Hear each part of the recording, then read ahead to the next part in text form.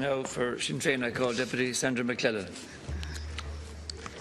At Taoiseach, the photographs in many of today's papers are very stark.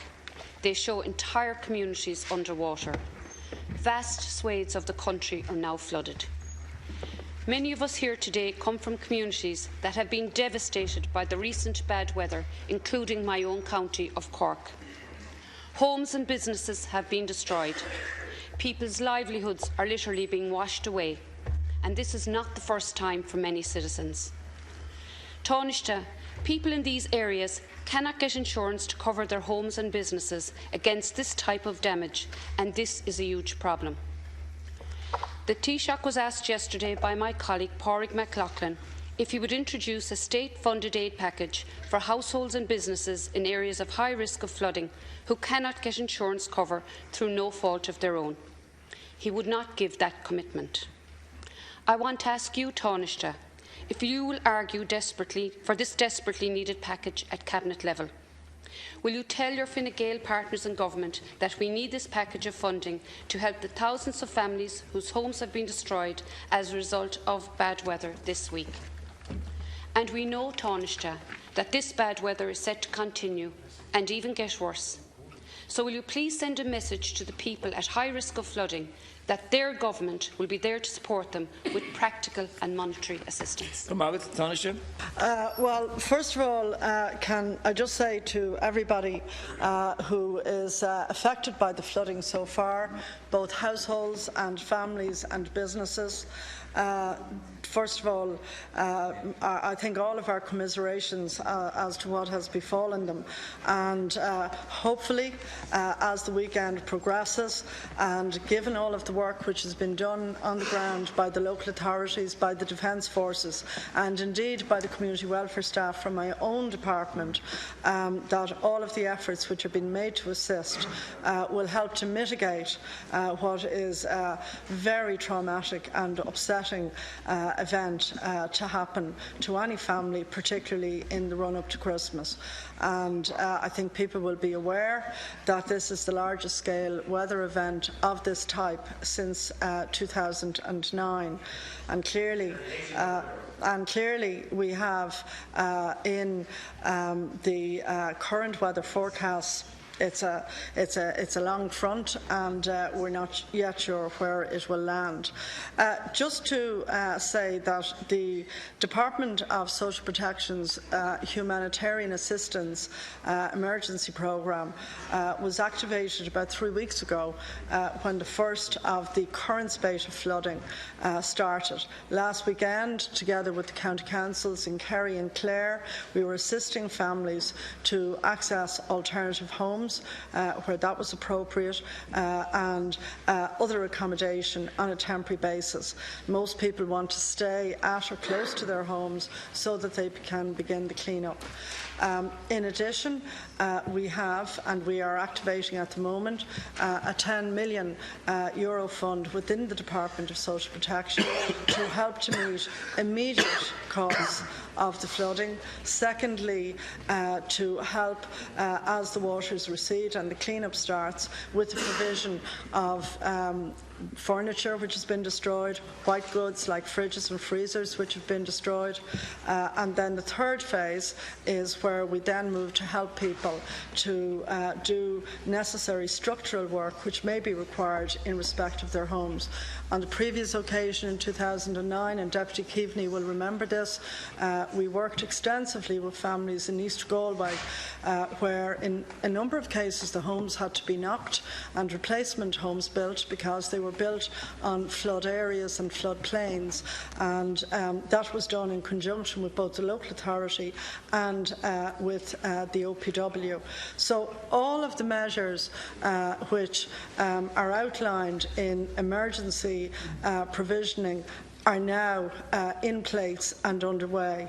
But it does take some time, particularly in terms of major structural damage, until we identified what's happened with the House and what needs to be done.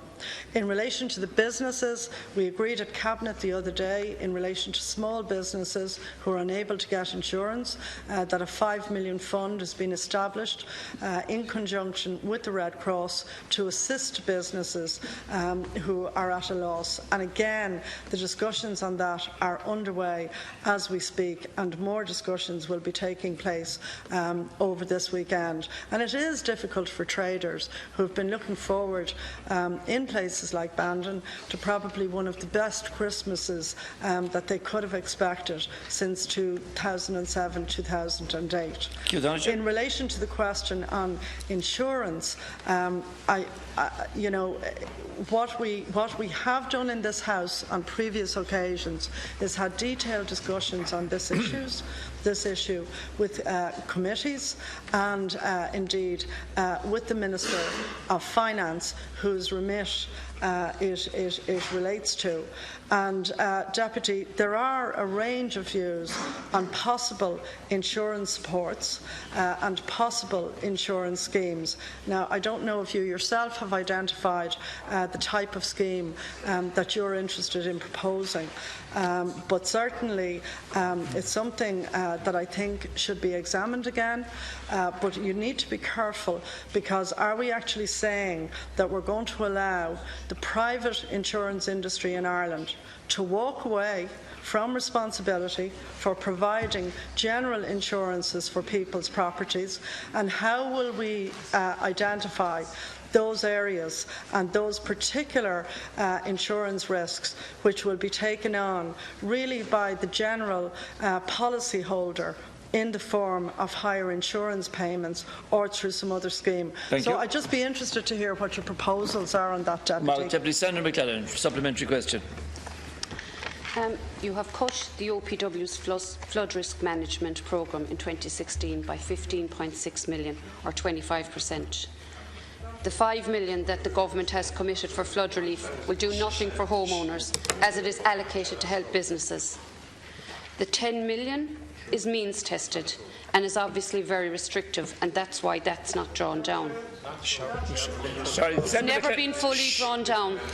Deputy has the floor. We know that this is only going to get worse. We know because the weather forecast is not good.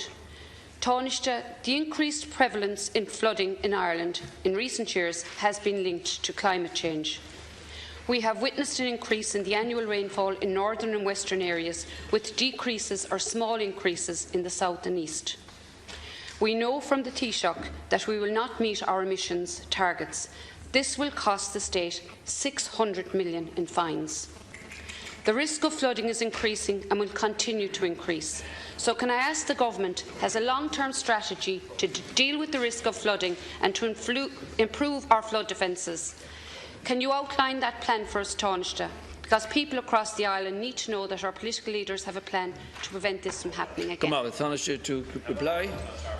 In relation to the figures that you put forward there, just let me tell you that in the past 20 years, the governments have invested $410 million on flood relief schemes over a 20-year period. By comparison, this government has provided for, in terms of national planning, $430 million for flood risk in the coming 6 years. And as you know, extremely successful flood defence schemes and flood alleviation schemes have been put in recent times in places like Clonmel, close to your own area, which actually, as we speak, is working and hopefully will continue to work. We have also put in flood defence schemes, as you know, across a wide range of towns at risk of flooding. Work is at a very advanced stage in relation to a number of other schemes. But let me say, Deputy, that at local level, and you quoted EU rules in relation to flooding require, for the best of reasons, the most most intensive local consultation on the provision of flood defence schemes, and in some cases this has given rise to serious objections at a local level. I mean, I think you're probably familiar with even the discussions here in Dublin about some of the flood defence schemes. So the actual provision of the public discussion process through the planning process and as required by EU rules is lengthy. But let me say that the government has provided more over the next 6 years and in recent years for flood defences than previous governments provided for over 20 years. Thank you, Taoiseach.